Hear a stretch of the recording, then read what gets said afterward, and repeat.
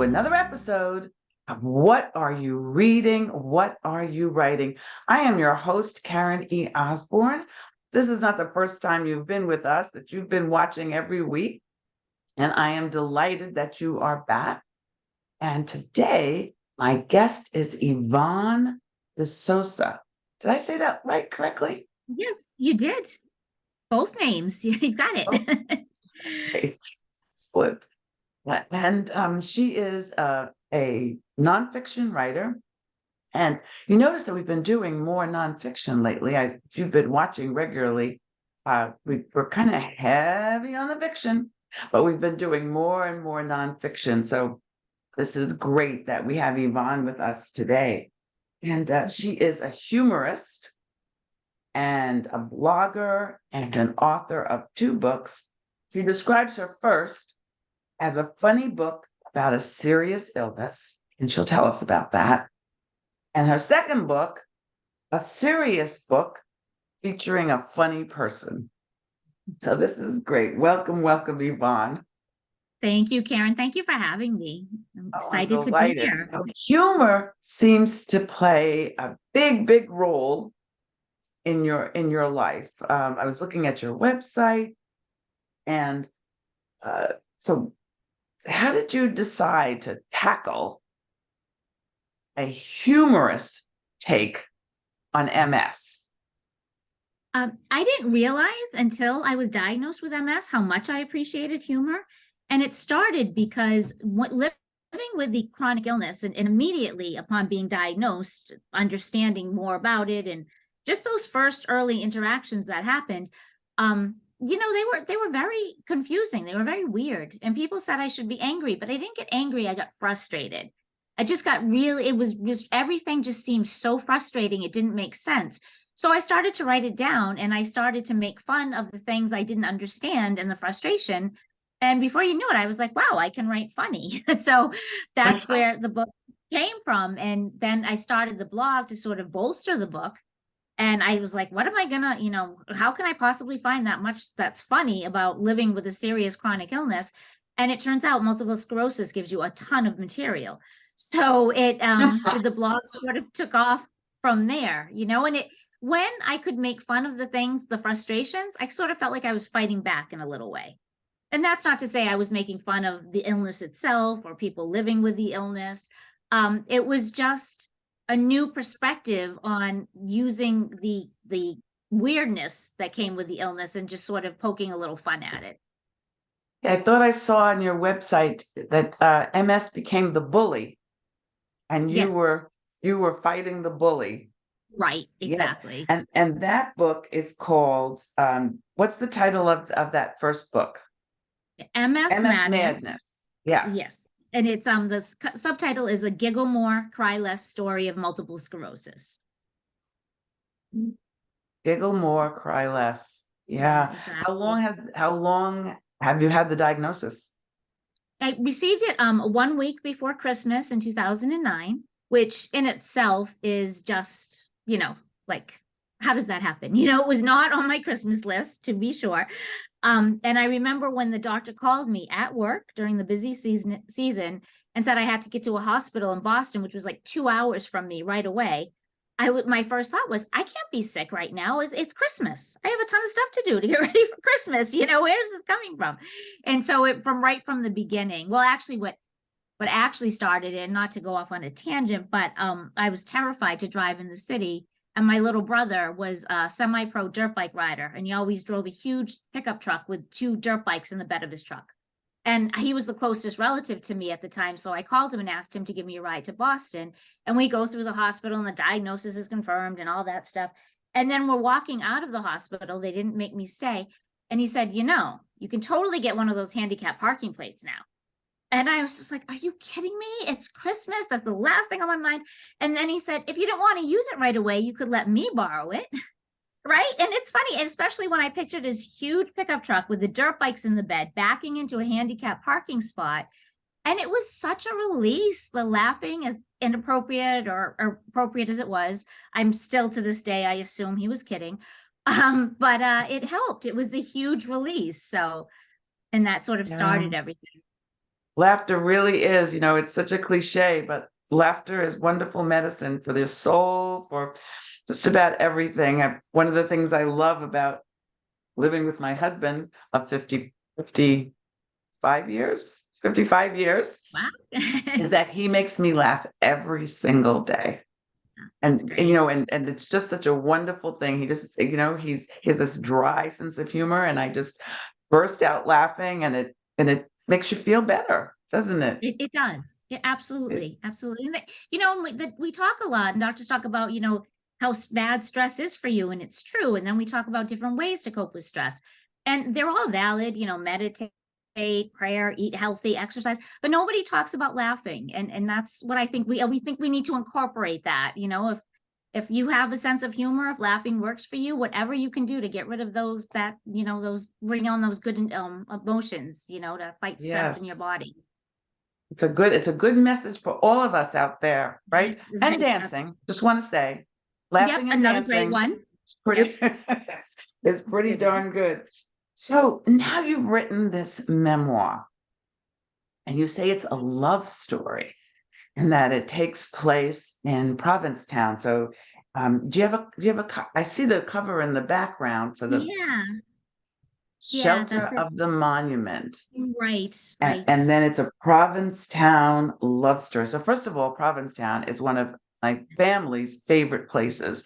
We would take our kids there, drive from New York up to all the way up Race Point Beach, and Right, we would spend our summers, not the whole summer. We couldn't afford the whole summer there, but we would right, spend a chunk of the right. summer in Provincetown.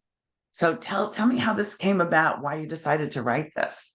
Well, I grew up there and I worked in the tourist industry. And I think I remember you came into the gift shop I was working at and bought a stuffed lop. No, I'm just kidding. You might have. But I was born and raised there. And even as a kid, I know I was very blessed to be born and raised in Provincetown, Massachusetts. And for people who don't know, it's a beautiful seaside town. It's surrounded by water on three sides. And it's very small, and it's made up of, Portuguese fishing families or ancestors of those Portuguese fishing families. It's an artist colony. It's a haven for a gay and lesbian community. And now even more so. Then it was basically gay and lesbian, but now it's the LBGQT community. And it was just very welcoming to everyone, tourists, natives, wash-ashores, as we like to call them. And I was very blessed to grow up there. But it's very small. But that worked for me. I liked being a little fish in a little pond. I was very insecure as growing up, and nobody can tell me why, because, people in my life, my family is not, insecure, but I was. So all I ever wanted was to stay in this beautiful place. I never thought about venturing out. And then when I was in my senior year of college, I met this very handsome, devastatingly handsome man with very funny, impish kind of guy, very playful. And I was so insecure, I should not have felt comfortable with him. But we actually had this natural connection. And that was my very first romantic love. So the book is really about my two first loves, both first romantic love and my hometown, both of whom I loved very much. And both of whom I needed to leave. And it's only because the gifts of the Mhm. second of my first love that I was able to find the courage I needed to leave my hometown. And so that's what the book is about. Wow, that sounds amazing. Yeah. Yeah. And Thank you. so when you were writing this, uh, was it cathartic? Was it, what did you feel when you were writing? Right. Yeah, What did you feel absolutely. about that young girl who you used to be? Exactly. You learn so much. And I think I was learning at the time. And for readers who might check out the book, they'll see that. But you learn so much more looking back. And he was a wonderful person, and our connection remained our whole lives. The reason why we didn't make it as a couple, why we're not celebrating 55 years, which congratulations to you and your husband. I love hearing that. But he had a drug addiction that he just couldn't shake. And so we tried, we gave it everything, but that connection lasted forever, even if we couldn't make it work as a relationship. So the book started, I was trying write something for Chicken Soup for the Soul. And I couldn't think of anything. The only thing I could think of was something that was not appropriate for Chicken Soup for the Soul, but it was about him. His name was Richard. And it was about Richard. And I just, that was it. That was all that was there. So just to have something to bring to writing group the next day, I brought the little bit that I had written about him. And my writing group was just like, wow, we need to know more. We need to know the whole story. And I was like, really? And then before I knew it, the story just poured out of me, and it was very healing. It gave me a lot of smiles remembering it, a lot of tears too, but mostly smiles. And and I didn't realize even then how drawn I was to humor, because I think one of the things that I really liked about him, where I connected, was his impish, playful self. So the funny moments in the story do come from him, being himself when things were good, when he wasn't in the throes of addiction. Yeah. How is he still alive? He is not. And that's what Mm. I was trying to write for Chicken Soup for the Soul, that the story ends with, I don't want to give it away, but a little bit of an inappropriate, humorous message I got from him after he had passed. And my feelings of not being able to say goodbye. And yeah, and so it's just nice. Eventually, because of him, he helped me find the inner strength I needed to know that it was okay to have my own voice, that it was okay to speak up for myself. And he was the one who helped me to find that. And so eventually I did leave town, and I developed a career outside of my little province town. But whenever I came home, I would try to find him, and we would connect. And that's part of the story as well. What I think is maybe a little different, we know so much more about addiction now. Richard and I, this took place in the 90s, and we were going in blind. Provincetown is, very cut off from other cities, and, computers weren't common then, cell phones weren't common then. So we knew very little about addiction, and we've learned so much now, which is great and important.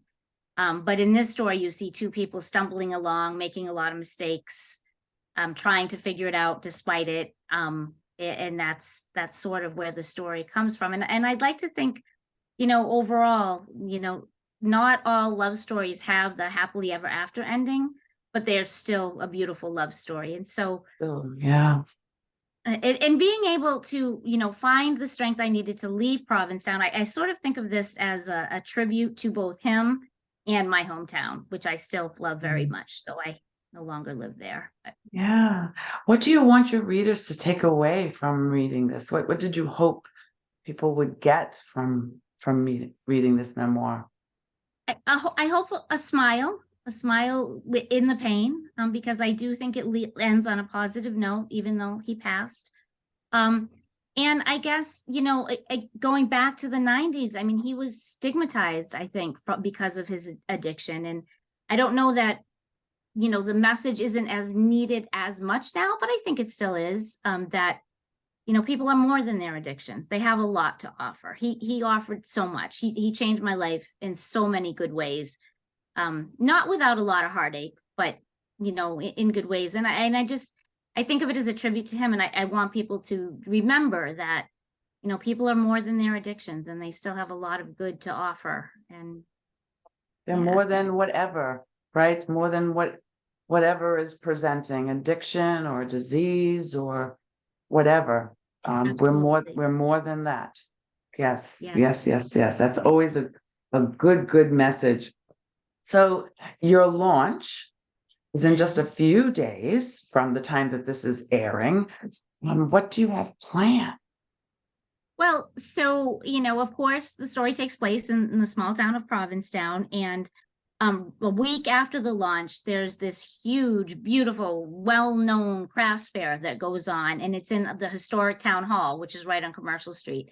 So I'll be there with the books. I'm really excited. And keeping with the monument theme, and I chose the monument because whenever you leave town, whenever you come back, however that is, by plane, by boat, by car, more likely than not, the monument's going to be the first thing that you see. Yes. And so yeah. in that regard, Yeah. it's representative of the town. So I'm very excited. I'll have my books will be in the monument, and I'll be at an event there. So, and yeah, just, talking to other bookstores. Provincetown has, I talk about the book as one, all 4 seasons of a 1-season town. But Provincetown's extending its season. So there's lots of events that'll be going on that I am working to try to be a part of and very excited about. Sounds very, very cool. And you're a blogger, right? You have Yeah. a blog post and humorous stories and stuff. So what are some of the topics that you like to write about on your blog? Well, I try to keep everything chronic illness centered because that's what the blog started with. But as long as it's funny, I will include it. And so many things in life are something that we can all relate to, chronic illness or not. Like I talk a lot about the struggle to eat healthy and get exercise. And my most recent post in September was about, was about cognitive issues that are specific to people with MS, but we all do these things. We all just have these bad brain fog days. And so, those are the various topics of just like getting through life and trying to do the things you're supposed to. But the universe says, no, not today. And just, making fun of that. And by the time this airs, I'm really excited that I think my next blog that will be be available before this airs is about the terror that happens to me when I go to the doctors and it's not getting a shot or some horrible exams. It is the blood pressure cuff. I have a really hard time with that. So this blog is about that, how that is my horror, my nightmare. So I have a dear, dear, dear friend who last year was diagnosed with MS, and I'm going to be sure to send him to your blog and to to your books. He's a writer himself as well. Great. So Okay. you guys will have a lot to relate about, right? So Excellent. we like to always recommend books to our audience, and any kind of book at all that you would like to recommend. What have you read that you'd like to share? Well, my favorite, when I just want to read, I don't want to think a lot, is I like suspense books a lot. So I'm just in the middle of reading Joy Fielding's Cul-de-sac right now, a suspense book. But I've been enjoying getting to know my fellow authors through Black Rose Writing. And I just read Gail Brown's book, A Deadly Game, which was a great suspense novel that's coming out in December. And I really enjoyed True Grace. I loved it. It reminded me so much of Anne Petrie's The Street. I really enjoyed that a lot. So that's been a big plus in having my book approved by Black Rose Writing to be published. Getting the contract with them was getting to meet so many fellow authors and getting to hear their fabulous stories. One of my big joys and we were just at a conference of all of the, not all, everybody couldn't come, but the conference was for Black Rose Writing authors. And it was just so wonderful meeting everybody. And then more connections were made and more ways to support each other.